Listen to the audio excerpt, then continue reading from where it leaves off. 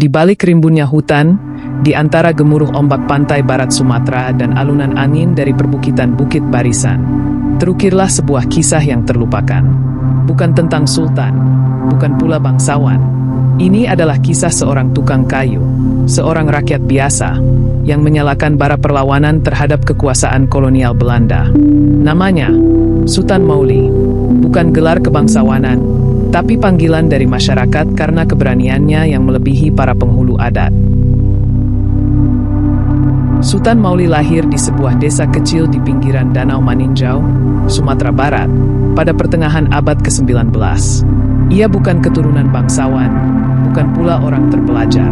Ia hanya anak seorang penebang kayu, yang setiap harinya hidup dari kerasnya alam dan kerja keras.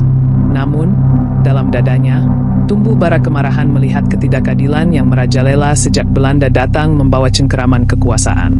Ia melihat bagaimana Belanda memaksa penduduk desa menyerahkan hasil panen, membakar ladang yang dianggap menentang aturan kolonial, bahkan mencambuk siapapun yang tidak tunduk pada perintah kompeni. Desa-desa dijadikan ladang kerja paksa, dan orang-orang dipaksa tunduk pada sistem tanam paksa yang menyengsarakan. Saat perubahan terjadi, titik balik terjadi ketika ayahnya sendiri mati karena disiksa oleh tentara Belanda. Ayahnya dituduh menyembunyikan hasil hutan dan tidak menyerahkan jatah kayu ke pos militer Belanda di Padang Panjang. Saat itulah, Sutan Mauli bersumpah dalam hatinya, "Selagi darah mengalir dalam tubuhku, aku tidak akan membiarkan tanah ini diinjak penjajah tanpa perlawanan." Berbekal parang, semangat, dan keyakinan, Sutan Mauli mulai membentuk jaringan bawah tanah dari desa ke desa. Ia tidak sendirian.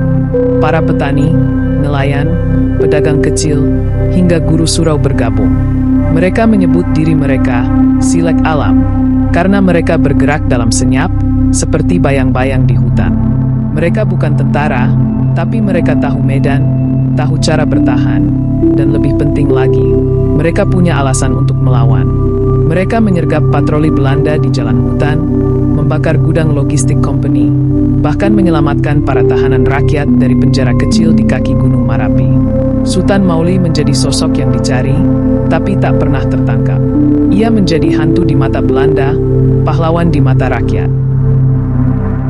Tahun 1894, Belanda mengerahkan satuan khusus dari Batavia untuk memburu Silek Alam. Desa demi desa dihancurkan. Tapi Sutan Mauli tak gentar.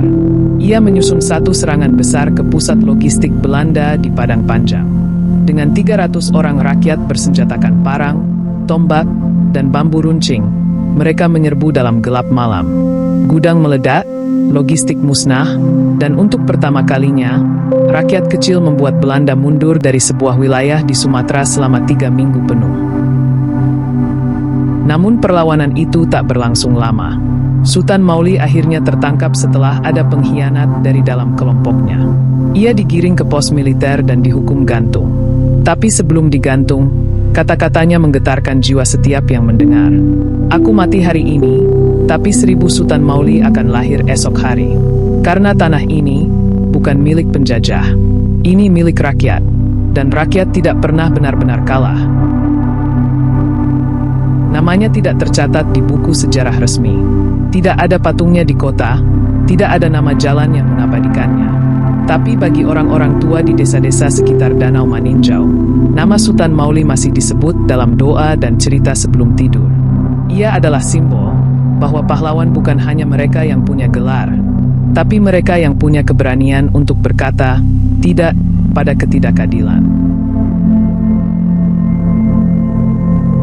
Inilah kisah rakyat. Inilah pahlawan dari kalangan biasa. Dari Sumatera untuk Indonesia. Semoga kisah ini menginspirasi bahwa kekuatan sejati datang dari hati yang tidak sudi dijajah.